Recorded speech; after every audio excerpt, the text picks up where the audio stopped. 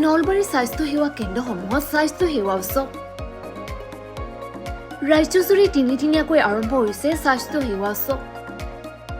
নলবাৰী জিলাৰ মোকালমোৱা অসামৰিক চিকিৎসালয় আৰু কালদী AAMত আজি স্বাস্থ্য সেৱা উৎসৱ পালন কৰা হয়। 3 ডিচেম্বৰৰ পৰা 5 ডিচেম্বৰলৈ ৰাজ্য চৰকাৰ স্বাস্থ্য বিভাগে আয়োজন কৰা এই উৎসৱৰ অংশস্বৰূপে আজি চিকিৎসালয়খনতো অনুষ্ঠিত হয় স্বাস্থ্য সেৱা উৎসৱ।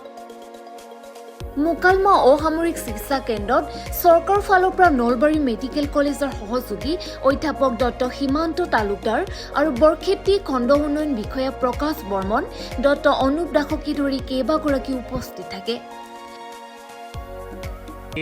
আমি ৰাতিপুৱা ইয়াতে কালিত আমাৰ হস্পিটেলত উপস্থিত হ'লোহি আৰু যথেষ্ট ভাল লাগিছে। আগতেও মই ইয়াৰে ওচৰে পাজৰে আহোঁ, ভিডিঅ' হিচাপে মই ফাৰ্মৰ ওচৰৰ বহুত কামত জড়িত হৈ আছোঁ আৰু লগতে আজি আহি গম পালোঁ ইয়াতে আমাৰ পুখুৰী এটাৰ এটা ডিমাণ্ড আছিল, সেইটো আমাৰ অলৰেডি চেংচন হৈ আছে। সেইখিনি আমি 2 দিনৰ ভিতৰতে কৰিব পাৰিম। ইতিমধ্যে ৰাস্তাটো আমি বনাই দিছোঁ আৰু লগতে ইয়াতে আমাৰ হেল্থ ডিপাৰ্টমেণ্টৰ ইয়াতে ডাটাটো আছে যে ছ'লাৰ লাইটৰ প্ৰয়োজন আছে। আমি অহাকালিৰ ভিতৰতে এটা ছ'লাৰ লাইটৰ ইয়াতে ব্যৱস্থা কৰিম। অলৰেডি চেংচন হৈ আছে, আমাৰ মাত্ৰ ইনষ্টল হোৱা নাছিল।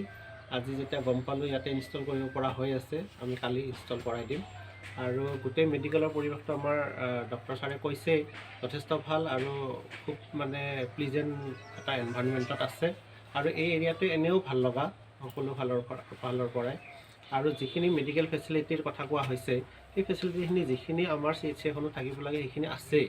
তাতে 2-এটা বস্তুৰ যদি কিবা প্ৰব্লেম আছে, সেইখিনি বস্তু আমাৰ এনেকুৱা ধৰণৰ সেৱাৰ ভেৰিফিকেশ্যনৰ পিছত গম পোৱা যায় আৰু সেইখিনি পিছৰ পৰ্যায়ত উপলব্ধ কৰিব পৰা যায়।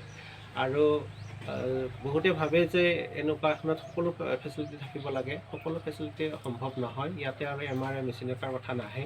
যিখিনি ইয়াতে থাকিব লগা সেইখিনি আছে, এইখিনি যিখিনি নাই, ক'ৰবাত যদি প্ৰয়োজন হৈছে তেনেহ'লে লগে লগে ইয়াতে ৰেফাৰ কৰিব পৰা ব্যৱস্থা আছে। আমাৰ মোকালমোৱা আছে, মোকালমোৱা নহ'লে মেডিকেল কলেজ যাব পাৰে।